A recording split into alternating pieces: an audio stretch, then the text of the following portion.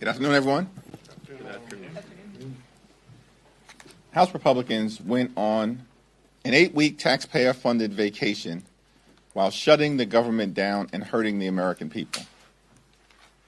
During that taxpayer-funded vacation, House Republicans didn't do a single thing to make life better for the American people.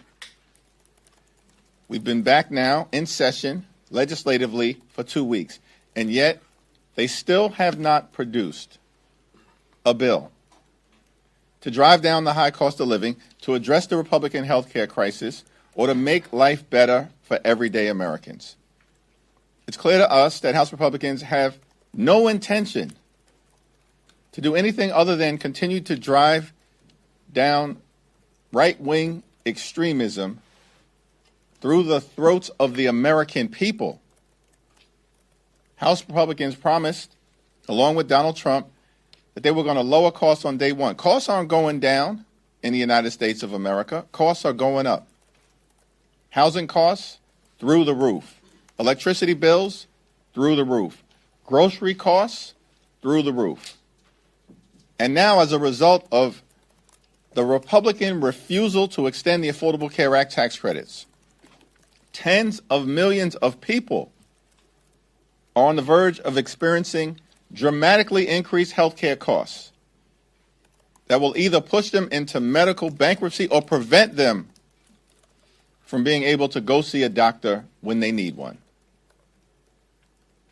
And yet we still see nothing from the Republican Party as it relates to addressing the health care crisis that they've created, because they're too busy fighting each other and spending time trying to find different ways to reward their billionaire donors. The American people deserve better. You deserve better. And House Democrats are going to continue to fight to lower the high cost of living, to fix our broken health care system, and to clean up corruption so we can deliver a country that actually works for working class Americans. Questions? Leader. Good afternoon. Thank you. They had to pull this NIL bill on the House floor this week. Two things. Can you speak to what that means on an issue like that is seemingly bipartisan? And number two, does it seem like that the issue of addressing college sports and money in college sports is a bipartisan issue, but this is now veering off into partisan territory, and that's why Congress can't legislate on this? It's not that Congress can't legislate. It's that House Republicans can't legislate. It's the gang that can't legislate straight. These are individuals who continue to take a my way or the highway approach. First of all, what exactly was the rationale to bring a bill related to college sports to the floor this week at the same time that Republicans refuse to extend the Affordable Care Act tax credits? Shouldn't we put the health care of the American people first, particularly when the votes clearly don't even exist to bring the so-called SCORE Act to the floor? The question that a lot of people are asking this week related to the SCORE Act legislation is, who exactly directed Mike Johnson and Steve Scalise to bring this bill to the floor this week? Was it the big donors connected to LSU? That legislation would not have benefited college athletes. It would hurt college athletes. Take away the antitrust exemption. It would preempt the ability of states to actually pass legislation that promotes the health, the safety, and the well-being of their own college students. It would take away legal rights to seek redress. The organized labor unions across the country were strongly opposed because it undermined the ability of college athletes. It undermined their freedom to negotiate, took away collective bargaining rights. And of course, the players' associations across every sports league, led by the NFL Players Association, were opposed to it because they concluded, when evaluating the bill on the merits, that it would actually hurt college athletes, not help them? Why would Mike Johnson and Steve Scalise think it was a good idea to bring the Lane Kiffin Protection Act to the floor of the House of Representatives? Legislation that would do nothing to benefit college athletes and everything to benefit coaches like Lane Kiffin, who got out of town, abandoned his players in the middle of a playoff run to go get a $100 million contract from LSU, the home state of Mike Johnson and Steve Scalise. People are asking the question, why did you decide to bring this bill this week with all the other issues that the country is demanding that we focus on, led by the affordability crisis that they claim is a scam and a hoax, but that the American people know is very real? This morning, a bipartisan group of members led by Gottheimer and Kiggins announced a framework which, if the Democrats decided to back it, would have enough Republican votes in the House. Are you encouraging Senator Schumer to look at other options as opposed to the 3-year clean extension that he currently announced, which is not expected to get 60 votes in the Senate? The path forward that has the greatest number of votes in both the House and the Senate is a 3-year extension of the Affordable Care Act tax credits. Time has run out. Republicans have been promising all year that they were going to get to addressing the health care crisis that they themselves have created. But clearly, they've had no intention to do anything about keeping health care affordable, beginning with extending the Affordable Care Act tax credits. This is December. The tax credits expire at the end of this month. What has taken so long? We started to raise this issue with great urgency in the spring, while Republicans were trying to jam the one big ugly bill down the throats of the American people. They somehow found the time to enact the largest cut to Medicaid in American history, cut $186 billion from SNAP, the largest cut to nutritional assistance in American history, and then with great urgency, these Republican extremists enacted massive tax breaks for their billionaire donors and skyrocketed the debt by more than $3 trillion. And they made those massive tax breaks permanent. And now there's no viable path forward that Republicans in the House or the Senate have put forth to address the fact that the Affordable Care Act tax credits are expiring. I mean, the time has long passed to do anything other than move forward with the legislation that will be triggered by the discharge petition that House Democrats have filed that has every single House Democrat on it, 214, which means all we need are 4 House Republicans. Out of 219, we only need 4 to join us. And we can get this legislation onto the floor and out of the House.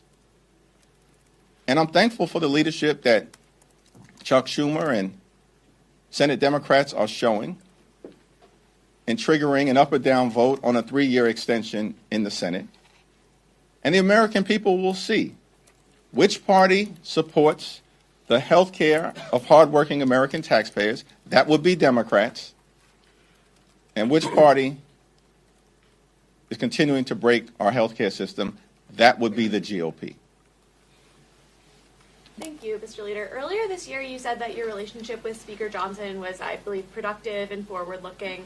A lot has happened since then with the shutdown and everything. I'm just curious if your relationship has evolved at all throughout the year and how you would characterize it now. It's evolved and not necessarily in a constructive direction. Thanks. Thank you, Mr. Leader. Just curious, why 3 years on the ACA tax credits? I mean, doesn't that seem kind of unrealistic, if we're being honest? And wouldn't the bipartisan efforts that she mentioned in the House, like the Common Ground framework, be a little bit more realistic path forward in regards to addressing the health care issue? It's my understanding that the Common Ground framework has the support perhaps of a handful of members of the House of Representatives, less than 10 as far as I can tell. Now, we're open to having good faith discussions with any House Republican who's serious about extending the Affordable Care Act tax credits. But the House Republican leadership is not. They've repeatedly said they have no interest in addressing the Affordable Care Act tax credit issue. In fact, Donald Trump and his administration were apparently prepared to put forth a proposal that Mike Johnson and House Republican leaders detonated because they have no interest in keeping health care affordable. The legislation that has the greatest amount of support in the Congress right now, both House and Senate, is a clean 3-year extension of the Affordable Care Act tax credits. We believe that the American people deserve a similar level of certainty that Republicans provided to their billionaire donors when they made those massive tax breaks permanent in the One Big Ugly Bill. Thank you. Given recent interactions between President Trump and female members of the press, calling them piggy, ugly, stupid, do you have any concerns about the tone or treatment of journalists so far? And what is your overall view on the role of free press in America? Well, the tone that has consistently been adopted by Donald Trump toward members of the free and fair press, generally and specifically, most recently, directed at female reporters, is disgusting. It's unbecoming of a president. It's unconscionable, unacceptable, and un-American. And this is part of the reason why Donald Trump's approval rating is at 36%. The American people know that Donald Trump and Republican control of the House and the Senate has been a disaster for them. And instead of actually focusing on the issues that matter, like driving down the high cost of living or fixing our broken health care system, continue to engage in personal attacks against folks, ad hominem assaults on the character of individuals who are just doing their jobs.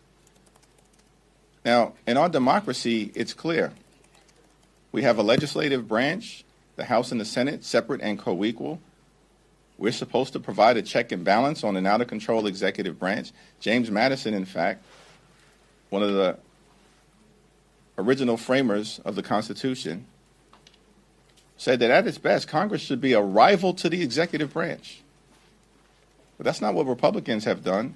These people are not rivals. They are a reckless rubber stamp for Donald Trump's extreme agenda. We've got the Article 2 executive branch. We got the Article 3 judiciary. But, of course, connected to the fabric of our democracy is the free and fair press.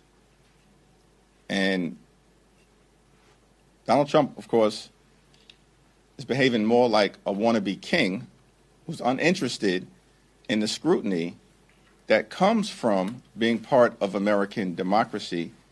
Part of that scrutiny is the Congress, part of that scrutiny is the judiciary, and part of that scrutiny, of course, should always be the free and fair press. Thank you, Mr. Lugar. Going back to the Speaker Johnson and the reconciliation law, you know, he said he told reporters this morning that Americans will start feeling the relief from that bill next year, and some of the affordability concerns that they have now will start to subside. I know you've been critical of the Medicaid cuts, the SNAP cuts, but I'm curious how you and House Democrats will speak about some of those working class provisions that they point to, whether it's on tips, overtime, Social Security, auto loan, interest. How are you all thinking about speaking to the American people about those particular provisions that it seems will be core to the Republicans' message next year about affordability? Yeah, House Republicans have no issue as it relates to affordability. They believe that the affordability crisis in the country is a hoax and a scam. That's what their leader has said, Donald Trump, who says he's both the president and the speaker. At the same time, Donald Trump's words, not mine. They don't plan to address the high cost of living in this country because they don't even believe that it exists. Now, the interesting thing is that I agree that the American people will continue to feel the impact of the one big ugly bill that Republicans jam down their throats. But it's going to be an adverse impact because hospitals and nursing homes and community-based health centers are going to continue to close as a result of Republicans enacting the largest cut to Medicaid in American history. Electricity bills are skyrocketing because of the Republican attack on the clean energy economy. Clean energy is cheaper energy, but they gutted those provisions of the tax code. Republicans did so they could reward big oil and their donors. But as a result, the American people are seeing their electricity bills skyrocket. And then, of course, if you rip $186 billion from SNAP, which Republicans did in their one big ugly bill, they're going to cause everyday Americans to go hungry. We're talking about 42 million people, 16 million children who are going to be hurt by what Republicans did in their one big ugly bill, 8 million older Americans, and over 1 million veterans who rely on SNAP. And so the adverse impact, the harm that Republicans have done to the American people, actually, we're just scratching the surface in terms of the hurt that everyday Americans will experience. And then we have the ongoing Trump tariffs, which, of course, in real time are increasing costs on the American people by thousands of dollars per year. And the American people know it in terms of what they're paying now for groceries and for goods. The American people are concerned about the fact that housing is totally out of control, health care is totally out of control, child care is totally out of control, and Republicans have no plan to deal with any of it. Donald Trump is fighting with Marjorie Taylor Greene. Marjorie Taylor Greene is fighting with the House Republican Conference. Corey Mills is fighting with Nancy Mace. Nancy Mace is fighting with Mike Johnson. Mike Johnson is fighting with Elise Stefanik. Elise Stefanik is fighting with Lisa McClain. The whole thing is a mess. The 119th Congress has turned into a bad episode of Republicans Gone Wild. And here's the problem. Republicans are so busy fighting each other, they can't be bothered to fight for the American people. Big difference between us and them. House Democrats are going to continue to fight for you to drive down the high cost of living and to fix our broken health care system. Yep, you got it. Okay. Brooklyn Borough President Antonio Reynoso got his name for Rep. Velasquez's spot for next Congress. He's a Brooklyn guy, you're a Brooklyn guy. Do you talk to him yet? And at what point do you start really focusing on 2026? Yeah, I have not had a conversation with Borough President Reynoso. I did note with great interest that he decided to jump in the race. He's a well-respected public servant. I have no plans to get involved in the 7th Congressional District race at this time or perhaps at any time. Two-pronger here. One, are we staring on the possibility that, quite frankly, nothing is going to be done on health care? I mean, is that kind of your operating assumption? And if so, are you basically, has this whole scenario proven you true from the shutdown? And two, if there was a vote of no confidence in Johnson, which is certainly much more of a live wire than it was a couple weeks ago, what would you tell your members to do?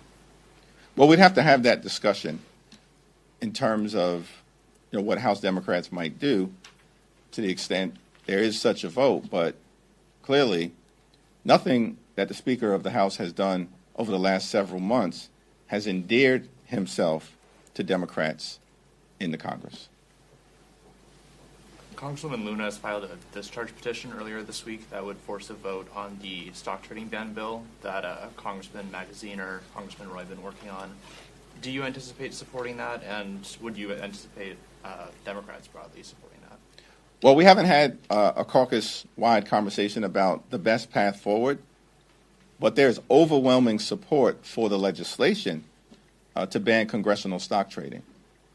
It is long past time that is done. I think part of the challenge, again, is that Mike Johnson apparently said he's got zero interest in moving the legislation that is actually bipartisan, led by Chip Roy and Seth Magaziner. Mike Johnson, zero interest in banning congressional stock trading. So we'll evaluate the different vehicles moving forward, and I look forward to having a conversation with many of the stakeholders over the next few days into the early part of next week, including Seth and Pramila and Alex, as well as, of course, Joe Morelli, the top Democrat on the House Administration Committee, to figure out the best path forward we want to clean up corruption in this institution, in the Supreme Court, and also as it relates to the administration. I think one of the challenges that some members have raised directly with me about the Anna Paulina Luna approach is that apparently she's unwilling to prohibit stock trading within the Trump administration. Unwilling to prohibit stock trading as it relates to Donald Trump, J.D. Vance, or cabinet secretaries like the Treasury Secretary. That's kind of extraordinary to me, since they have concentrated executive power. We definitely have to deal with the issue of members of Congress trading stock. It should be banned. But it also seems to many of us, at the same period of time, there's got to be a path forward to banning stock trading within the administration. I think Donald Trump literally just purchased hundreds of thousands of dollars of stock in Warner Brothers when his administration is in the middle of a merger review. How is that acceptable? That's corruption in plain sight. And it also seems reasonable to many of us that we've got to find a path forward toward addressing it. Thank you. On the ACA subsidies, you framed this debate as Democrats fighting to protect millions of people from Republican policies, in this case, the expiration of the subsidies. But those same people went to the polls last November, many of them, and voted for Republicans who, they must know by now that Republicans don't like the ACA. They've been fighting it for 15 years. So is the expiration of the subsidies not simply democracy at work? And at what point do you risk, accusations that you're trying to protect voters from themselves, which is sort of inherently undemocratic, small d? Well, many voters were promised that costs would go down on day one. January 20th came and went, and Republicans didn't do a damn thing to lower costs. Donald Trump didn't do a damn thing to lower the high cost of living. Why? Because they don't give a damn about everyday Americans. That's increasingly clear. Now, the American people have come to that conclusion with a greater degree of intensity because they were lied to by Donald Trump and Republicans. We're giving our Republican colleagues a chance to actually keep your word to the American people. Start by extending the Affordable Care Act tax credits. So this fight is not over. And, to Kevin's question as well, this fight is not over as it relates to the Affordable Care Act tax credits. Let's see what happens on the Senate floor next week. Thankful that Senate Democrats are bringing legislation that would extend the Affordable Care Act tax credits for 3 years. And we're going to continue to press our case in the House. Every single House Democrat on the same page. Republicans in the middle of a civil war, which is why they can't even focus. Just a handful of them can't focus on keeping their word to the American people and driving down the high cost of living. We still got a couple of weeks for them to change their tune. Thank you, Leader Jeffries. You and a majority of other Democrats voted against a pair of bills on the floor earlier today. The Republicans have argued is aimed at keeping foreign influence out of schools. Could you explain the reasoning for Democrats' opposition? The Republicans have not brought a single credible bill to the floor. I think Bobby Scott and others did a good job of explaining our concerns. We just want to educate our children. Focus on reading, writing, and arithmetic. Developing a holistic child, giving the ability to them to think critically. And we're not going to be lectured by a group of Republicans who are dismantling the Department of Education in real time. Literally, 90% of the Department of Education as it existed last year is now gone. Doesn't exist within the Department of Education. It's been broken into pieces. Republicans are attacking public education, just like they're attacking public health and attacking public safety. And it's the reason why Republicans are either underperforming dramatically across the country electorally or have been crushed, as was the case across the country, up and down the ballot in the off-year elections in early November. The American people are through with these extremists. Done. Had enough. The extremists have gone too far. They've broken all of their promises. They spent the entire year rewarding their billionaire donors and trying to implement the most toxic parts of Project 2025, which is a difficult thing because the whole thing is toxic. But they've been focused on doing things that they know will harm the American people. In our view as Democrats, we're just going to continue to fight for a country where when you work hard and play by the rules, you should be able to live an affordable life, a comfortable life, live the good life. Good paying job, good housing, good health care, good education for your children, and a good retirement. Not too much to ask for in the United States of America, the wealthiest country in the history of the world. Thank you.